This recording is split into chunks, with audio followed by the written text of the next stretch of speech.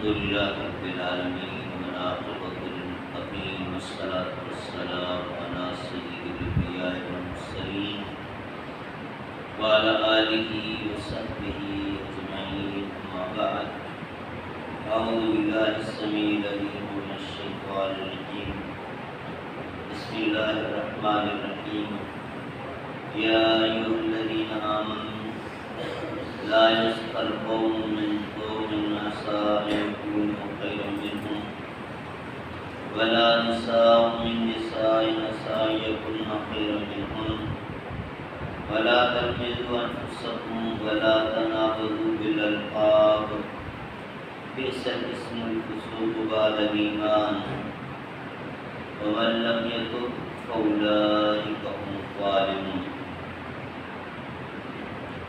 سورۃ الحجرات کی آیت نمبر 11 ہے۔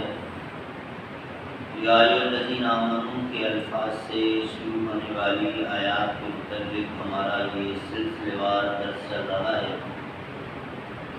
کل کے درس میں ہم نے اسی سورۃ الحجرات کی آیت نمبر 6 کے حوالے سے مختصر گفتگو کی تھی، اور میں آپ تمام حضرات سے یہ گزارش کروں گا کہ یہ پوری سورۃ الحجرات، اسی طرح سورہ لقمان وغیرہ جیسی صورتیں، ان کو 3-4 مرتبہ ذرا ترجمے کے ساتھ گھر میں بیٹھ کے پڑھ لیں۔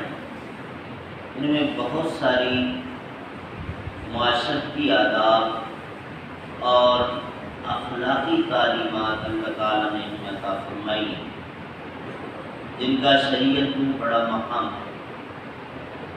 بہرحال جو آیت پڑھی ہے اس کا معنی اور مفہوم اختصار کے ساتھ بیان کریں گے۔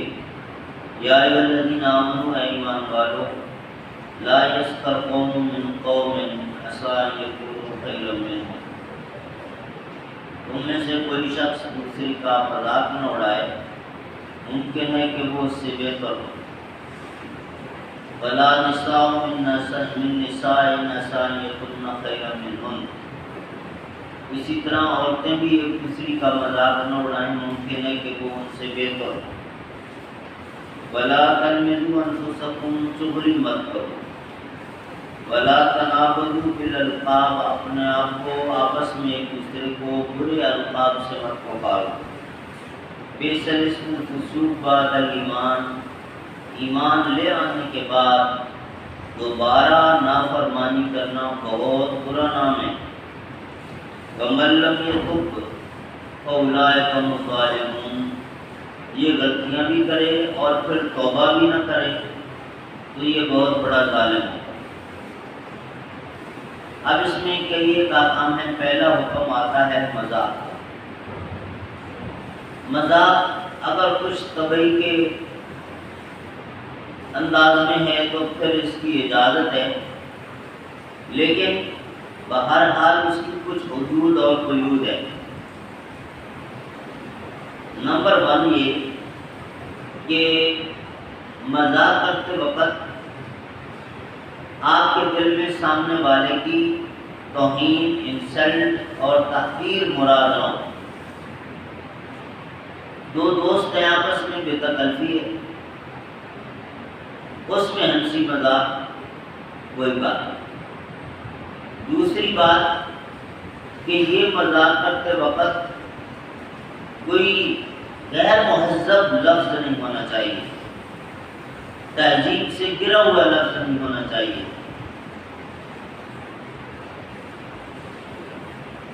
بعض اوقات ایسا ہوتا ہے کہ آپس میں بے تکلفی ہے اور ایک دوسرے کو گالی گلوچ، ہنستے ہوئے مسکراتے ہوئے، یہ بھی وہ بھی، تو یہ بھی حد کو کراس کرنا ہے۔ تیسری بات یہ کہ یہ مذاق کرتے وقت سامنے والے کو اپنے سے کم تر نہ سمجھا جائے۔ اللہ تعالیٰ نے اسی لیے ارشاد فرمایا کہ تمہیں کیا پتا جس کو تم کم تر سمجھ کے، گھٹیا سمجھ کے، اس کے لیے کوئی لفظ ایسا استعمال کر رہے ہو، کوئی اشارہ ایسا کر رہے ہو جس سے اس کی انسلٹ ہو معاشرے میں، تو تم اس کو کمتر سمجھ رہے ہو، ممکن ہے اللہ کی نظر میں اس کا مقام پڑا ہو، اس نے کوئی ایسا کام کر لیا ہو، کوئی ایسی نیکی کیے بیٹھا ہو جس کی وجہ سے اللہ اس کے ساتھ محبت کرتا ہو، اور تم اس کا مذاق۔ بعض اوقات سامنے والے کا قد دیکھا بہت چھوٹا ہے، اس پر مذاق کر دیا، رنگ اس کا کالا ہے، اس پر مذاق کر دیا، ایک آنکھ نہیں ہے اس پر مذاق کر دیا، ایک ٹانگ نہیں ہے اس پر مذاق کر دیا، بیچارے کی زبان صاف نہیں ہے، ہکلاتا ہے، اس پر مذاق کر دیا، اور اس طرح کی بے شمار چیزیں۔ اب اس میں جب نیت میں سامنے والے کی تحقیر مراد نہ ہو، صرف کچھ طبعی ہو، تو اس کی اجازت بھی ہے، بلکہ اس کی کچھ مثالیں بھی ملتی ہیں، حتیٰ کہ رسول اللہ صلی اللہ علیہ وسلم سے۔ اس میں کئی ایک مثالیں مشہور ہیں، لیکن ایک تو سن لیں۔ آپ صلی اللہ علیہ وسلم کے پاس حضرت ام ایمن، جو آپ صلی اللہ علیہ وسلم کے والد کی لونڈی تھی، اصل نام ان کا برکہ تھا، آپ صلی اللہ علیہ وسلم کو انہوں نے بچپن میں پالا تھا، رسول اللہ صلی اللہ علیہ وسلم احترام انہیں اماں ہی کرتے تھے، مسلمان ہوئی، ہجرت کر کے مدینے بھی آئی۔ ایک دن آپ صلی اللہ علیہ وسلم سے کہنے لگی کہ بیٹا میں عمرہ کرنے کے لیے مکہ جانا چاہتی ہوں، میرے پاس سواری نہیں ہے، تو مجھے ایک اونٹنی یا اونٹ ذرا طاقتور ہو، لمبا سفر طے کر سکتا ہو، مجھے ارینج کر دے۔ اس وقت اونٹ یا خچر ہی ہوتے تھے، تو آپ صلی اللہ علیہ وسلم نے فرمایا اماں ہم اونٹ کا بچہ دیں گے آپ۔ کہنے لگی مجھے پالنے کا شوق نہیں ہے، اب تو ویسے بھی بوڑھی ہو گئی ہوں، اب ہمت نہیں ہے کہ میں جانور پال سکوں، مجھے تو بڑا اونٹ چاہیے، مجھے سفر کرنا ہے، سواری کرنا ہے۔ آپ نے فرمایا اماں اونٹ کا بچہ ہی ملے گا۔ صحابی کو اشارہ کیا کہ بیت المال سے اونٹ لے آؤ، لے آئے، اماں یہ لے اونٹ کا بچہ۔ اب جب دیکھا گیا پورا اونٹ پڑا تو مسکرائیں، تو آپ صلی اللہ علیہ وسلم نے فرمایا بڑا ہو گیا تو کیا ہوا، ہے تو اونٹی کا بچہ۔ یہ آج کے نوجوانوں کے لیے بھی ہے، آپ بڑے ہو کر بڑے عالم دین بن جائیں، پروفیسر بن جائیں، ڈاکٹر بن جائیں، انجینئر بن جائیں، ملک کے پرائم منسٹر کیوں نہ بن جائیں، ابا ابا ہی ہوتا ہے، ماں باپ کے سامنے آپ بچے ہی ہو۔ ماں باپ کے سامنے جب آپ پرائم منسٹر بننے لگ جائیں گے، ماں باپ کے سامنے جب اپنا وہ عہدہ استعمال کرنے لگ جائیں گے، تو سمجھ لیں کہ آپ کی تباہی کا راستہ شروع ہوگا۔ بہرحال اسی طرح وہ کھجوروں والا واقعہ ہے، اور بے شمار واقعہ ہے۔ وہ خاتون آئی اور آپ صلی اللہ علیہ وسلم سے کہنے لگی کہ اللہ کے رسول بہت دیر کے بعد اسلام نصیب ہوا ہے، پہلے بھٹکی رہی، بڑھاپے میں اب آ کے اسلام ملا، تو کوشش تو کر رہی ہوں جتنی باقی زندگی ہے تھوڑی سی کچھ نیکیاں کر لوں تاکہ جنت مل جائے، تو مجھے جنت مل جائے گی۔ آپ نے فرمایا بڑھیا جنت میں نہیں جائے گی۔ پریشان ہو گئی، کہنے لگی اللہ کے رسول میں تو ایک ایک بات جو آپ سے سنتی ہوں کوئی بھی مس نہیں ہونے دیتی ہوں، کوشش کرتی ہوں کہ ہر سنت پر عمل ہو، تو جنت آپ نے فرمایا بڑھیا جنت میں نہیں جائے گی۔ رونے لگی، کہنے لگی اللہ کے رسول کچھ اور بتا دیں، وہ بھی کرنے کے لیے تیار ہوں، جنت چاہیے۔ آپ نے جب دیکھا کہ زیادہ پریشان ہو گئی ہے تو آپ نے فرمایا تم جنت میں جاؤ گی جوان ہو کر جاؤ گی، جنت میں بڑھاپا نہیں ہے، جنت میں جوانی ہوگی۔ اب اس کے اپوزٹ آ جائیں، جو مذاق منع ہے۔ صحابہ کرام کھڑے ہوئے، حضرت عبداللہ بن مسعود رضی اللہ تعالیٰ عنہ رسول اللہ کا جلیل القدر صحابی، فزیکلی بڑے سمارٹ تھے، بلکہ سلم تھے، ان کی ٹانگیں خاص طور پہ بڑی پتلی پتلی تھی، لیکن بڑے ایکٹیو تھے۔ رسول اللہ صلی اللہ علیہ وسلم وسلم کھجور کے باغ میں کھڑے ہوئے اور آپ نے یہ جو صحابہ کرام کا گروپ ساتھ تھا فرمایا کہ تم میں سے کون ہے جو میرے لیے یہ کھجور کا خوشہ اتار کے لائے؟ اب ہر صحابی کی کوشش ہوتی تھی کہ آگے بڑھ کے رسول اللہ صلی اللہ علیہ وسلم کی خدمت میں کچھ پیش کرے۔ حضرت عبداللہ ابن مسعود رضی اللہ تعالیٰ عنہ جلدی جلدی آگے بڑھے اور تیزی سے اوپر چڑھنے لگے۔ اب نیچے جو لوگ کھڑے تھے ان میں سے کسی نے کہہ دیا کہ اس کو دیکھو یہ چھوٹی چھوٹی ٹانگوں والا کیسے چوہے کی طرح اوپر جا رہا ہے۔ یہ الفاظ رسول اللہ صلی اللہ علیہ وسلم کے کان میں پڑے، آپ صلی اللہ علیہ وسلم نے شدید برا منایا اور پھر آپ صلی اللہ علیہ وسلم نے فرمایا کہ تم نے کیا کہا؟ چھوٹی چھوٹی ٹانگوں والا چوہے کی طرح، تمہیں کیا پتا؟ تمہارے جیسے پورے 10 بندے ترازو کے ایک پلڑے میں رکھے جائیں اور عبداللہ ابن مسعود کی ایک پتلی ٹانگ دوسرے پلڑے میں رکھی جائے، اس کا وزن زیادہ ہے۔ تم نے صرف سائز دیکھا، اس کا جو تقویٰ ہے وہ بہت ہے۔ تو بہرحال ایسا مذاق نہیں کہ جس میں اس کی انسلٹ ہو جائے، اس کی اجازت نہیں ہے۔ ولا نساء من نساء نساء یکن خیرا منہن، بات وہی ہے کہ یہ جس طرح مرد مذاق نہ کرے اس طرح عورتیں بھی مذاق نہ کریں۔ ممکن ہے کہ جس کا وہ مذاق اڑا رہی ہے وہ ان سے بہتر ہو۔ ولا تلمزوا انفسکم، چغلی مت کرو، ادھر کی بات ادھر۔ لوگ چند بیٹھے ہوئے بات چیت ہو رہی ہے، ممکن ہے کہ کسی اچھے انداز میں کسی کا تذکرہ اچھے مقصد کے لیے آیا ہو اور اس نے اس کی کوئی خامی بھی آ گئی سامنے، ایسے ڈسکس ہو گئی، اب وہ بات وہیں کی وہیں رہ جانی چاہیے تھی۔ آپ نے فرمایا المجالس بالامان، اجازت کے بغیر آپ لیک آؤٹ نہیں کریں گے، باہر بات نہیں کریں گے۔ لیکن اس نے جا کر اس کو کہا کہ وہ فلاں صاحب آپ کو پہلے یہ کرے، اب اس کو یہ نہیں بتایا کہ کس سیاق و سباق میں کس وجہ سے یہ کہا، صرف درمیان میں سے وہ جملہ اٹھا کے دے دیا کہ تمہارے لیے انہوں نے یہ کہا ہے، تو لا والا وہ لڑے گا نہیں تو کم از کم اس کے دل میں اس کے لیے نفرت آئے گی۔ یہ بہت بڑا جرم ہے۔ اور آپ نے وہ حدیث سنی ہوگی کہ رسول اللہ صلی اللہ علیہ وسلم قبرستان میں سے گزر رہے تھے تو آپ صلی اللہ علیہ وسلم 2 قبروں کے پاس رک گئے اور آپ صلی اللہ علیہ وسلم نے فرمایا ان کو عذاب ہو رہا ہے۔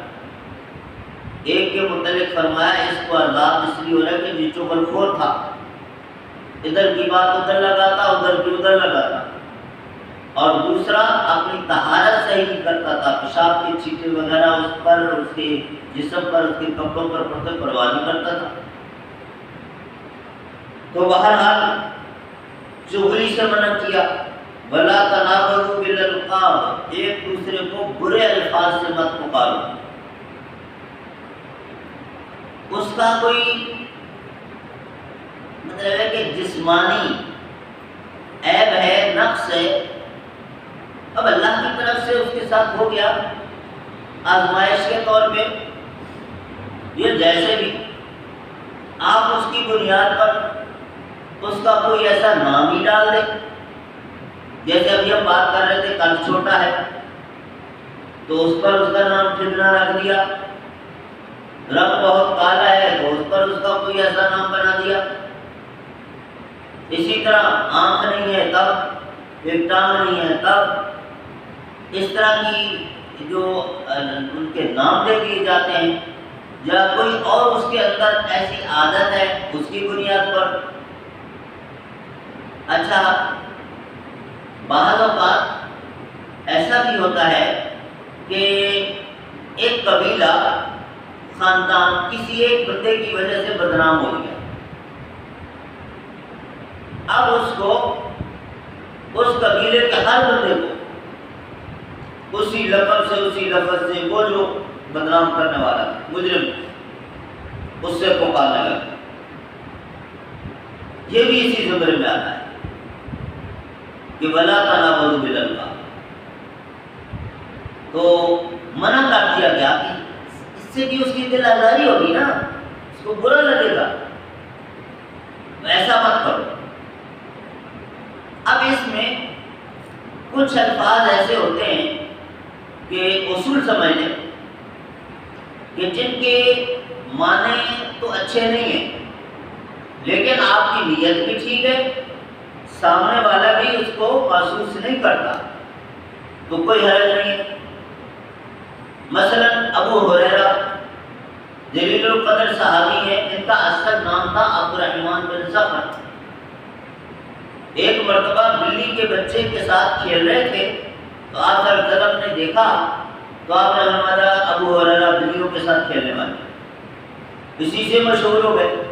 آج اکثر لوگوں کو ان کا اصل نام معلوم ہی نہیں ہے، لیکن جب ہم ابو ہریرہ کہہ رہے ہوتے ہیں تو ہمارے دل میں اس طرح کی کوئی انٹینشن نہیں ہوتی، نہ وہ محسوس کرتے ہیں تو کوئی حرج نہیں ہے۔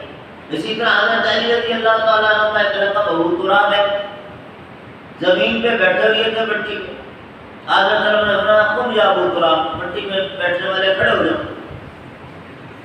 اب یہ مشہور ہو گیا تو ان کے دور حکومت میں ایک بندہ آیا، کچھ ہوتے ہیں نا شرارتی لوگ، آپ کا کہنے لگی تھی وہ مکہ کا جو گورنر ہے نا سہل بن عمرو، وہ جب کبھی آپ کا تذکرہ کرتا ہے تو آپ کا نام علی بن ابی طالب نہیں لیتا بلکہ ابو تراب کہتا ہے، آپ کی انسلٹ کرتا ہے۔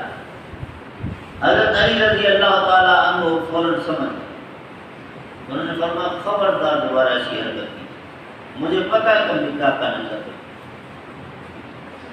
اور اس کے بعد فرمایا تمہیں کیا پتا ابو تراب کیا لفظ ہے؟ یہ وہ لفظ ہے جو رسول اللہ نے بڑے پیار اور محبت میں میرے لیے استعمال کیا تھا، مجھے علی بن ابی طالب سن کے اتنی خوشی نہیں ہوتی جتنی ابو تراب سن کے خوشی ہوتی۔ اب میننگ بظاہر اچھے نہیں ہیں، لیکن بہرحال اب اس کے الٹا ہے، میننگ بڑے اچھے ہیں، آپ کی نیت اچھی نہیں ہے، بڑا حاجی صاحب ہے، آپ کی نیت اچھی نہیں ہے، اس کی اجازت نہیں ہے۔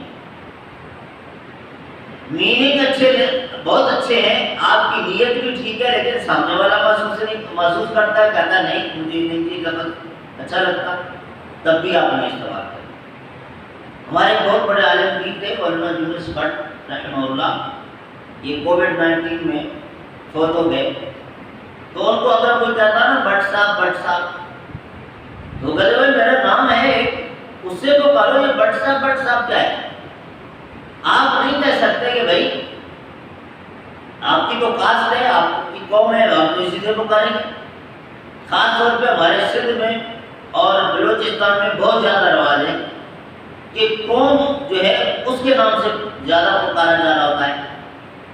اگر سامنے والا محسوس نہیں کرتا پھر تو کوئی بات نہیں، لیکن اگر وہ محسوس کرتا ہے تو پھر آپ استعمال نہیں کریں گے، یہ بات نہیں لگائیں گے کہ آپ کی قوم ہے ہم تو اسی سے پکاریں گے۔ اچھا، اسی طرح میننگ وائز لفظ بہت اچھا ہے، نیت بری ہے، اس کی مثال بھی سن لیں۔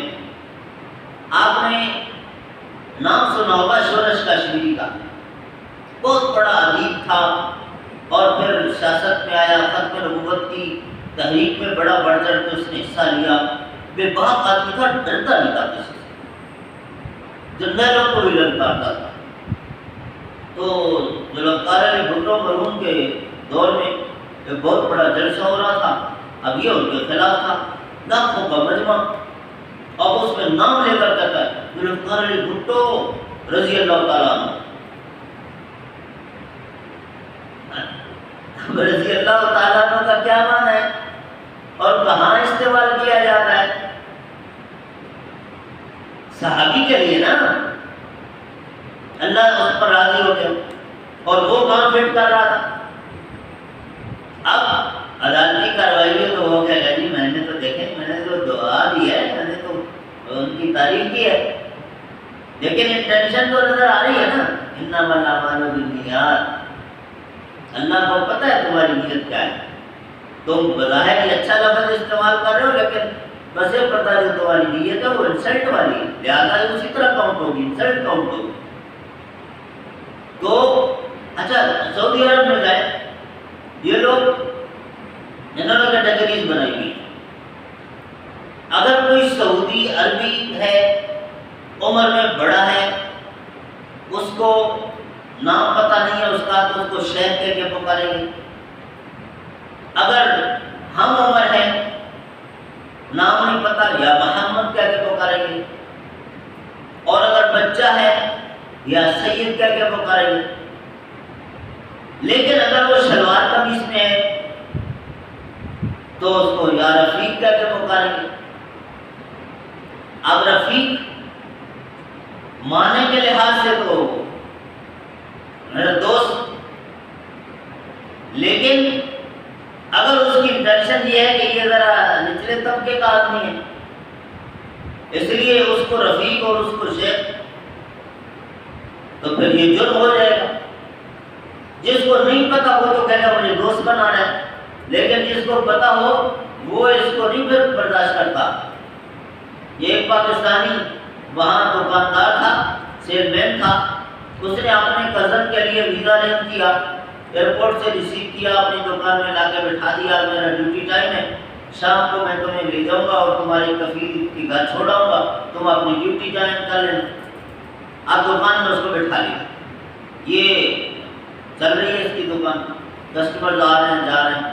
ایک آیا عربی، اس کے ساتھ باتوں باتوں میں اس کی یہ جو سیل مین تھا نا تکرار ہو گئی، تو اب وہ عربی جو ہے اس کو عربی میں گالیاں دینے لگ گیا۔ اب یہ جو پنجابی تھا پاکستانی، اس کو ٹوٹی پھوٹی اس کی سمجھ تو آ رہی تھی، لیکن اس کو جواب میں عربی میں گالیاں نہیں آتی تھی، تو یہ اس کو جواب میں پنجابی میں گالیاں دے رہا تھا۔